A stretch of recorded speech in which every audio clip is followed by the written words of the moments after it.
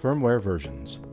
To check the firmware version while you're on site, our first step is going to be turning off the toggle switch to take the inverter out of production. Move the toggle switch to the 0 position, and then we'll go into the menus after we've got the cover off using the 4-button interface. Do a long hold on enter. Password will be 123 123 12. Once we're in, we'll use that down button to go down to Information.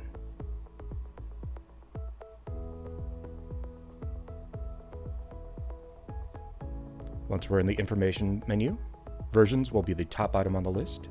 Tap OK, and the screen will display the firmware version, the ID, and the DSP versions as well. Thanks for joining us in the SolarEdge Learning Lab.